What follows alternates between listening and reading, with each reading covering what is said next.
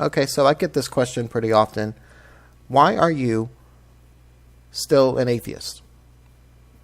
If you believe that at least some of William Lane Craig's arguments, namely the Kalam cosmological argument, the fine-tuning argument, and the argument from the resurrection, if you believe that these are sound and valid deductive arguments, which would make them evidence, then why are you not a Christian? And I get this question from both anti-theist and other atheists and Christians themselves. I think there's a few reasons. One is I can acknowledge that evidence is not absolute proof, so it's by no means compelling me to make that step in believing. I know that there's evidence, there can be evidence for an entirely false proposition. So you see this a lot in court cases, where there very well may be evidence for and against a claim simultaneously, and so it's not as simple as simply following the evidence, as some have said. I also can admit that I think it seems to me that these are good arguments. I could be wrong. So it just seems like a lot, it seems like a pretty big step, even still, to believe in a God. But what is the real distance between atheist and theist? This is something I never hear acknowledged, and I think it is so important, because if we're going to move forward on this issue, if we're going to evolve on this issue, I think we need to understand each other at a more fundamental level. I believe it's rational. I think most people are rational. I think most Christians, most theists, and most atheists are rational. And how can I possibly think that? Well, we need to understand that rationality is not believing in what's true. Rationality is believing in something for good reason, or not believing in it for good reason. And I think that this is really the key. I think that more of us, more atheists, should acknowledge when there are good arguments. I have seen tons and tons of attempts at refuting Craig's arguments, and they never work. Almost literally never work.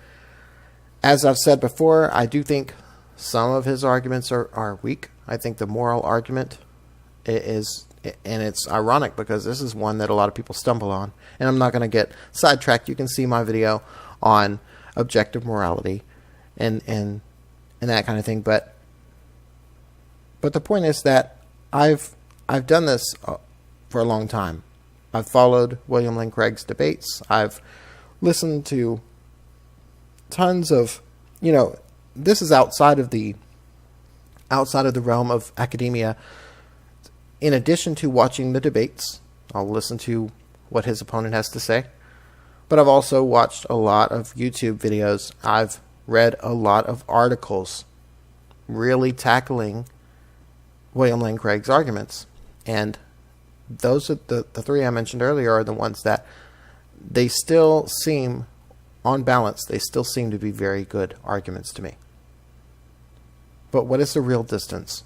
The real distance is that whenever you speak to a Christian, really listen to what they're saying. Don't just assume.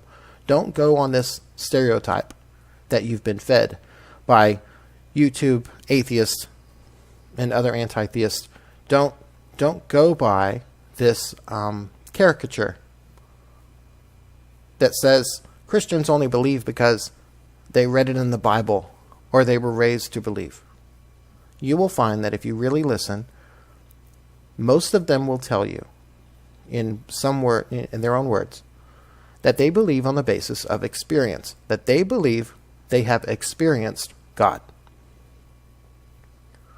They will say things like, God has made himself real or made himself known to me. He has moved in my life. He's moved in my heart. All of that. Listen for that language because it's very important in understanding. If you really want to understand. Now, some people are just combative and they don't want to understand. But I'm assuming that if you're listening to me, you care about not just figuring out what's true, but understanding, like figuring out what's true about your fellow man. And I think that's very important, is if you want to know the truth, you have to know the truth about the people you're talking to.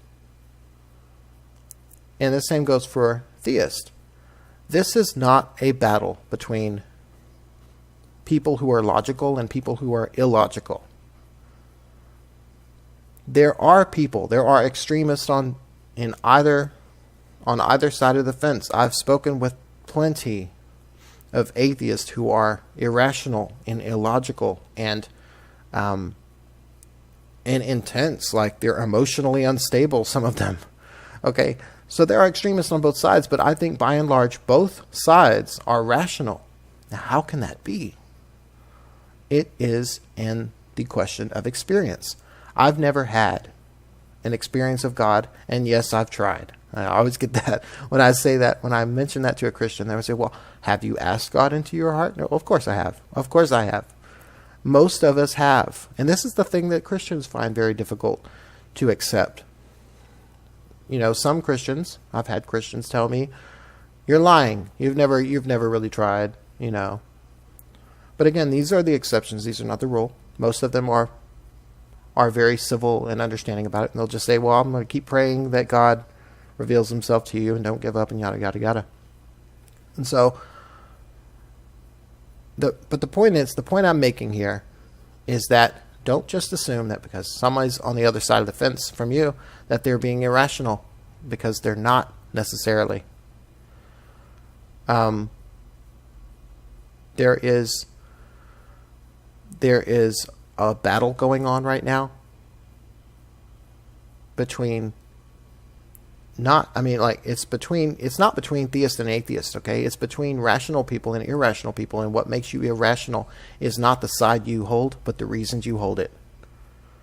And so I guess I just really want to make that clear.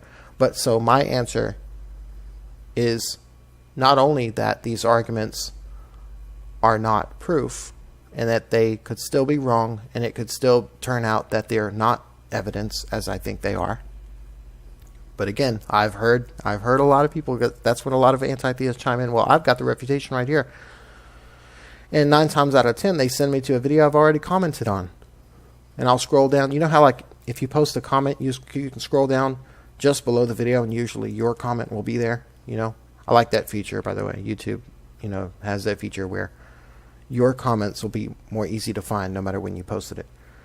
But anyway, usually when somebody refers me to a video, yeah, I'm like, I've already watched it and refuted it. So what else, you know? But I don't mind if it's from a place of genuine, you know, sincerity. If you really care, you know, I can tell the difference.